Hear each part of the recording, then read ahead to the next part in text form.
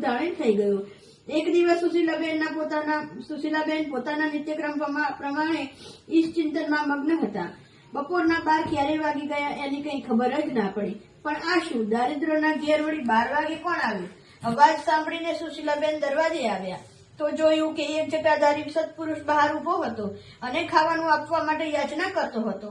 સુશીલાબેનને દયા તો આવી, પણ બિચારા શું કરે, હિંમત ન હાર્યા। એમને યાદ આવ્યું કે ગઈકાલે જ એમની શેઠાણીએ વાસણ કપડા કર્યા પછી એમને 2 વાસી રોટલી આપી હતી। એક ક્ષણનો પણ વિચાર કર્યા વગર તેઓ ઘરમાં જઈને એ રોટલીઓ લઈ આવ્યા અને પેલા સત્પુરુષની જોડીમાં નાખી દીધી અને 2 હાથ જોડીને પાછા ફરતા હતા ત્યાં જ મહાત્માએ કહ્યું, કેમ બેન ઉદાસ છો? પોતે 2 દિવસથી ખાધું નથી અને ઉપરથી જે હતું એ પણ મને આપી દીધું। આવી રીતે કેટલા દિવસ ભૂખ્યા રહેશો? બસ હવે સુશીલાને ખાતરી થઈ ગઈ કે આ કોઈ સત્પુરુષ જ નહીં પણ સંત મહાત્મા જણાય છે। વ્યથિત અંતઃકરણે સુશીલાએ મહાત્માને વિતક કથા કહી સંભળાવી અને પગે લાગીને મહાત્માને ઉપાય બતાવવા આજીજી કરી। મહાત્માએ સુશીલાને ઉભી કરીને કહ્યું, બેટા, સંસારમાં આદિ વ્યાધિ ઉપાધિઓ તો આવ્યા જ કરે છે, પણ હિંમત અને ધીરજ રાખી હું તને એક તદ્દન સીધું અને સહેલું વ્રત કથન કહું છું। વ્રત નાનું છે પણ એનું ફળ મહાન છે। જે દર શુક્રવારે સાંજે દીવાબત્તીના સમયે એકાદ 2 સાચા સોનાના ઘરેણાને એકાદ વાટકીમાં તારા ઈષ્ટદેવ સમક્ષ મૂકજે। એ ઘરેણાને હળદર કંકુ તથા એક લાલ ફૂલ ચડાવીને મનોભાવે પૂજન કરજે।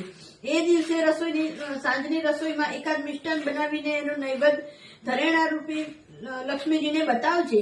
ધૂપ દીપ કરી આરતી ઉતારી ઘરના બધાને ધરેલો નૈવેદ્ય પ્રસાદ તરીકે વહેંચી દે અને પછી ઘરેણા એની જગ્યાએ મૂકી દે।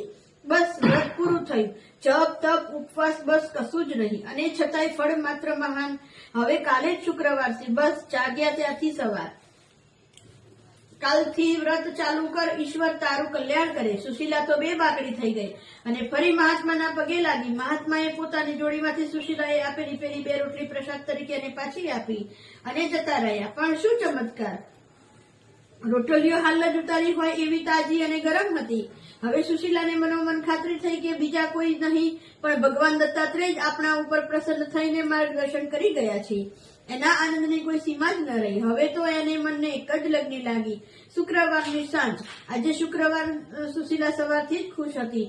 મિનિટો પછી મિનિટો અને કલાકો પછી કલાકો વીત્યા અને સાંજનો સમય થયો। દીવાબત્તી કરીને સુશીલાએ કાળજીપૂર્વક સંતાડી રાખેલી અને જીવ કરતા પણ વધારે સાચવેલી એની માએ આપેલી સોનાની ચેન અને લગ્ન વખતે પતિદેવે આપેલી વીંટી એક વાટકીમાં મૂકી દીધી અને મહાત્માએ કથન કર્યા પ્રમાણે મનોભાવે એની પૂજા કરી। ધૂપ દીપ કરી લક્ષ્મીજીની આરતી ઉતારી। સુશીલાએ મહાત્માના વચન પર અખૂટ શ્રદ્ધા હતી। એવી રીતે 2 શુક્રવાર વીતી ગયો। આજે 3જો શુક્રવાર હતો। આમ તો નવા મહિનાની 1લી તારીખ હતી, પણ સુશીલા માટે તો 1લી તારીખ 30મી તારીખ બંને સરખી જ હતી। વળી આજની દશા તો ખૂબ જ કફોડી હતી। ઘરમાં નહોતા ધૂપ દીપ કે પ્રસાદ બનાવવા માટે અનાજનો દાણો। શું કરું, ક્યાંથી લાવવું? વિચારોના વમળોમાં સુશીલા તો ગરકાવ થઈ ગઈ। એટલામાં બારણે ટકોરા પડ્યા અને સુશીલા સાવધ થઈ ગઈ। કોણ હશે? બારણું ખોલ્યું અને આશ્ચર્યનો પાર ન રહે। કોઈ પણ દિવસે રાત્રે 12 વાગ્યા પહેલા ઘરે ન આવનાર પતિદેવ સાક્ષાત ઉભા હતા। અપરાધી સ્વરમાં સુબોધકુમારે પત્નીને બોલાવીને એના હાથમાં સંપૂર્ણ પગાર મૂકી દીધો। 2 મિનિટ તો બંને કશું બોલી જ ન શક્યા। સુબોધકુમારે કહ્યું, ગયા શુક્રવારે મારા સપનામાં એક જટાધારી સાધુ હાથમાં ત્રિશૂળ લઈને આવ્યો અને મને કહેવા લાગ્યો કે હવે રેસની લત છોડી દે અને જો દારૂ પીધો તો તારી ખેર નથી। આ ત્રિશૂળથી તને વીંધી નાખીશ। આટલું કહીને મારા બાવડા પકડીને મને હલાવવા લાગ્યો। હું ખૂબ બી ગયો। મેં બધું જ છોડવાનું કબૂલ્યું અને જાગી ગયો। એ દિવસથી મેં બધું જ બંધ કરી દીધું છે। જે કંઈ થયું તે તું ભૂલી જજે। વ્રતનો તરત મળેલો પરચો જોઈને સુશીલા આનંદ વિભોર બની ગઈ। એની શ્રદ્ધા ભક્તિ 16 કળાએ ખીલી ઉઠી। ઝટપટ બજારમાં જઈને જોઈતી વસ્તુઓ લઈ આવી। મનોભાવે પૂજા થઈ, નૈવેદ્ય થયો। ફરી લક્ષ્મીજી અને ભગવાન દત્તાત્રેયજીના પગે લાગી। પતિદેવને પૂજાની પ્રસાદી આપી અને સુબોધકુમારે પ્રસાદી લીધી અને પૂજા વિશે પૂછપરછ કરી। સુશીલાએ વિગતવાર કથન કર્યું। પતિદેવ પોતાની પત્નીના લીધે જ ભગવાન દત્તાત્રેયજીનું દર્શન થયું અને પાટા ઉપરથી ઉતરી ગયેલી સંસારની ગાડી ફરી સારા માર્ગે ચાલવા લાગી। એ જાણીને ખૂબ આનંદિત થયા. હવે ધીરે ધીરે લક્ષ્મી ઘરમાં સ્થિર થવા લાગી. ગીરવે મૂકેલ બધી વસ્તુઓ એક એક કરીને ઘરમાં આવી ગઈ. સમય પૂર ઝડપે વીત્યો અને દિવાળી આવી. દિવાળીની ભેટ તરીકે સુબોધકુમારી સુશીલાને સોનાની 4 બંગડીઓ આપી. અડોશ પડોશમાં લોકો આ બધા જોઈને અચંબામાં પડ્યા, પણ પૂછવું કઈ રીતે? એક દિવસ સુશીલાએ જ પડોશની બહેનોને વ્રતની વાર્તા કહી. સુશીલાની 7 ખાસ બહેનપણીઓએ પણ વ્રત ચાલુ કર્યું અને દરેકને ફાયદો દેખાવા લાગ્યો. મીનાક્ષીબેનના વર્ષોથી અટવાઈ પડેલા પૈસા પાછા મળ્યા. સુનંદાબેનનો ખોવાયેલો મનાતો સોનાનો અછોડો મળી ગયો. દક્ષાબેનના દીકરાને લાંબી બેકારી પછી બેંકમાં નોકરી મળી ગઈ. રેખાબેનની દીકરીને ખાનદાનગીરથી માંગવું આવ્યું. જેની જીતવાની કોઈ આશા જ નહોતી એવો કોર્ટનો કેસ સીમાબેનના પતિદેવ જીતી ગયા. ખોટી રીતે હેરાન કરીને અટકાવવામાં આવેલું સોનલબેનના પતિદેવનું પ્રમોશન છૂટી ગયું અને પુષ્કળ નાણાકીય લાભ થયો. વળી ચારુમતીબેનના કિસ્સામાં તો કંઈક જુદું જ બન્યું. ગયા વર્ષે એક વિનાશકારી પૂરમાં વહી જતી 2 બાળાઓનો જીવના જોખમે બચાવવા બદલ સરકારશ્રીએ એમના શૌર્યની કદર કરી અને સત્કાર કરીને સુવર્ણચંદ્રક એનાયત કર્યો. એવી રીતે સુશીલાબેનની જેમ એમની સાથે 7 બહેનપણીઓને વિવિધ રૂપે લક્ષ્મી વ્રતનો ફાયદો થયો. આ બધાને થયેલ ફાયદો જોઈને બીજી ઘણી બહેનો પણ આ વ્રત કરવા લાગી અને આમ કરતા કરતા એ મોટા શહેરમાં લાખો કુટુંબો સુખી થઈ ગયા અને સુખી થઈ રહ્યા છે. વ્રતરૂપી આ ગંગાજી તમારા આંગણે આવે છે. એમાં નાહીને પવિત્ર થાવ અને સુખી થાવ એટલી જ મારી મા બહેનોને વિનંતી છે. આટલું વ્રત કરો અને સુખી જીવનના ભંડાર ભરો. બોલો લક્ષ્મી માં. મૂળ ધારણ થઈ ગયું. એક દિવસ સુશીલાબેન પોતાના નિત્યક્રમ પ્રમાણે ઈશ ચિંતનમાં મગ્ન હતા. બપોરના 12 ક્યારે વાગી ગયા એની કઈ ખબર જ ના પડી. પણ આ શું, દારિદ્રના ઘેર વળી 12 વાગે કોણ આવ્યું? અવાજ સાંભળીને સુશીલાબેન દરવાજે આવ્યા તો જોયું કે એક જટાધારી સત્પુરુષ બહાર ઉભો હતો અને ખાવાનું આપવા માટે યાચના કરતો હતો. સુશીલાબેનને દયા તો આવી, પણ બિચારા શું કરે, હિંમત ન હાર્યા. એમને યાદ આવ્યું કે ગઈકાલે જ એમની શેઠાણીએ વાસણ કપડા કર્યા પછી એમને 2 વાસી રોટલી આપી હતી. એક ક્ષણનો પણ વિચાર કર્યા વગર તેઓ ઘરમાં જઈને એ રોટલીઓ લઈ આવ્યા અને પેલા સત્પુરુષની જોડીમાં નાખી દીધી અને 2 હાથ જોડીને પાછા ફરતા હતા ત્યાં જ મહાત્માએ કહ્યું, કેમ બેન ઉદાસ છો? પોતે 2 દિવસથી ખાધું નથી અને ઉપરથી જે હતું એ પણ મને આપી દીધું. આવી રીતે કેટલા દિવસ ભૂખ્યા રહેશો? બસ હવે સુશીલાને ખાતરી થઈ ગઈ કે આ કોઈ સત્પુરુષ જ નહીં પણ સંત મહાત્મા જણાય છે. વ્યથિત અંતઃકરણે સુશીલાએ મહાત્માને વિતક કથા કહી સંભળાવી અને પગે લાગીને મહાત્માને ઉપાય બતાવવા અતિથિ કરી. મહાત્માએ સુશીલાને ઉભી કરીને કહ્યું, બેટા, સંસારમાં આદિ વ્યાધિ ઉપાધિ તો આવ્યા જ કરે છે, પણ હિંમત અને ધીરજ રાખી હું તને એક તદ્દન સીધું અને સહેલું વ્રત કથન કહું છું. વ્રત નાનું છે પણ એનું ફળ મહાન છે.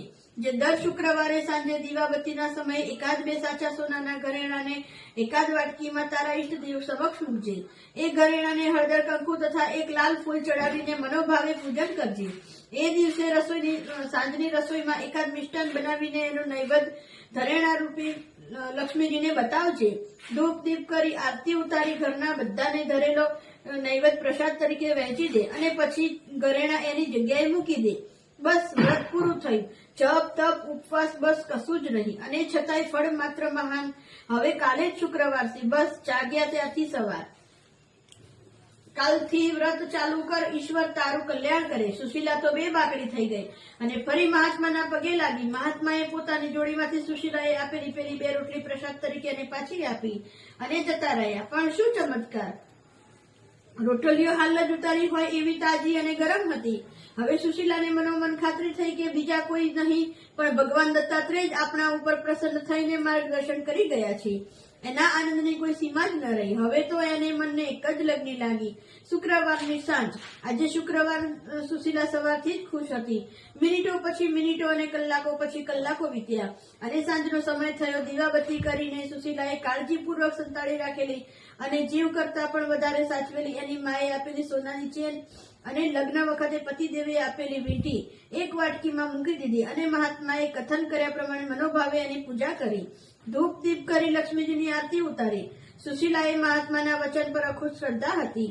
એવી રીતે 2 શુક્રવાર વીતી ગયો. આજે 3જો શુક્રવાર હતો. આમ તો નવા મહિનાની 1લી તારીખ હતી, પણ સુશીલા માટે તો 1લી તારીખ 30મી તારીખ બંને સરખી જ હતી. વળી આજની દશા તો ખૂબ જ કફોડી હતી. ઘરમાં નહોતા ધૂપ દીપ કે પ્રસાદ બનાવવા માટે અનાજનો દાણો. શું કરું, ક્યાંથી લાવવું? વિચારોના વમળોમાં સુશીલા તો ગરકાવ થઈ ગઈ. એટલામાં બારણે ટકોરા પડ્યા અને સુશીલા સાવધ થઈ ગઈ. કોણ હશે? બારણું ખોલ્યું અને આશ્ચર્યનો પાર ન રહે. કોઈ પણ દિવસે રાત્રે 12 વાગ્યા પહેલા ઘરે ન આવનાર પતિદેવ સાક્ષાત ઉભા હતા. અપરાધી સ્વરમાં સુબોધ કુમારે પત્નીને બોલાવીને એના હાથમાં સંપૂર્ણ પગાર મૂકી દીધો. 2 મિનિટ તો બંને કશું બોલી જ ન શક્યા. સુબોધ કુમારે કહ્યું, ગયા શુક્રવારે મારા સપનામાં એક જટાધારી સાધુ હાથમાં ત્રિશૂળ લઈને આવ્યો અને મને કહેવા લાગ્યો કે હવે રેસની લત છોડી દે અને જો દારૂ પીધો તો તારી ખેર નથી. આ ત્રિશૂળથી તને વીંધી નાખીશ. આટલું કહીને મારા બાવડા પકડીને મને હલાવવા લાગ્યો. હું ખૂબ બી ગયો. મેં બધું જ છોડવાનું કબૂલ્યું અને જાગી ગયો. એ દિવસથી મેં બધું જ બંધ કરી દીધું છે. જે કંઈ થયું તે તું ભૂલી જજે. વ્રતનો તરત મળેલો પરચો જોઈને સુશીલા આનંદ વિભોર બની ગઈ. એની શ્રદ્ધા ભક્તિ સોળે કળાએ ખીલી ઉઠી. ઝટપટ બજારમાં જઈને જોઈતી વસ્તુઓ લઈ આવી. મનોભાવે પૂજા થઈ, નૈવેદ્ય થયો. ફરી લક્ષ્મીજી અને ભગવાન દત્તાત્રેયજીના પગે લાગી. પતિદેવને પૂજાની પ્રસાદી આપી અને સુબોધ કુમારે પ્રસાદી લીધી અને પૂજા વિશે પૂછપરછ કરી. સુશીલાએ વિગતવાર કથન કર્યું. પતિદેવ પોતાની પત્નીના લીધે જ ભગવાન દત્તાત્રેયજીનું દર્શન થયું અને પાટા ઉપરથી ઉતરી ગયેલી સંસારની ગાડી ફરી સારા માર્ગે ચાલવા લાગી. એ જાણીને ખૂબ આનંદિત થયા. હવે ધીરે ધીરે લક્ષ્મી ઘરમાં સ્થિર થવા લાગી. ગીરવે મૂકેલ બધી વસ્તુઓ એક એક કરીને ઘરમાં આવી ગઈ. સમય પૂર ઝડપે વીત્યો અને દિવાળી આવી. દિવાળીની ભેટ તરીકે સુબોધ કુમારે સુશીલાને સોનાની 4 બંગડીઓ આપી. અડોશ પડોશમાં લોકો આ બધા જોઈને અચંબામાં પડ્યા. પણ પૂછવું કઈ રીતે? એક દિવસ સુશીલાએ જ પડોશની બહેનોને વ્રતની વાર્તા કહી. સુશીલાની 7 ખાસ બહેનપણીઓએ પણ વ્રત ચાલુ કર્યું અને દરેકને ફાયદો દેખાવા લાગ્યો. મીનાક્ષીબેનના વર્ષોથી અટવાઈ પડેલા પૈસા પાછા મળ્યા. સુનંદાબેનનો ખોવાયેલો મનાતો સોનાનો અછોડો મળી ગયો. દક્ષાબેનના દીકરાને લાંબી બેકારી પછી બેંકમાં નોકરી મળી ગઈ. રેખાબેનની દીકરીને ખાનદાનગીરથી માંગવું આવ્યું. જેની જીતવાની કોઈ આશા જ નહોતી એવો કોર્ટનો કેસ સીમાબેનના પતિદેવ જીતી ગયા. ખોટી રીતે હેરાન કરીને અટકાવવામાં આવેલું સોનલબેનના પતિદેવનું પ્રમોશન છૂટી ગયું અને પુષ્કળ નાણાકીય લાભ થયો. વળી ચારુમતીબેનના કિસ્સામાં તો કંઈક જુદું જ બન્યું. ગયા વર્ષે એક વિનાશકારી પૂરમાં વહી જતી 2 બાળાઓનો જીવના જોખમે બચાવવા બદલ સરકારશ્રીએ એમના શૌર્યની કદર કરી અને સત્કાર કરીને સુવર્ણચંદ્રક એનાયત કર્યો. એવી રીતે સુશીલાબેનની જેમ એમની સાથે 7 બહેનપણીઓને વિવિધ રૂપે લક્ષ્મી વ્રતનો ફાયદો થયો. આ બધાને થયેલ ફાયદો જોઈને બીજી ઘણી બહેનો પણ આ વ્રત કરવા લાગી અને આમ કરતા કરતા એ મોટા શહેરમાં લાખો કુટુંબો સુખી થઈ ગયા અને સુખી થઈ રહ્યા છે. વ્રતરૂપી આ ગંગાજી તમારા આંગણે આવે છે. એમાં નહીને પવિત્ર થાવ અને સુખી થાવ. એટલી જ મારી મા બહેનોને વિનંતી છે. આટલું વ્રત કરો અને સુખી જીવનના ભંડાર કરો. બોલો લક્ષ્મી માત.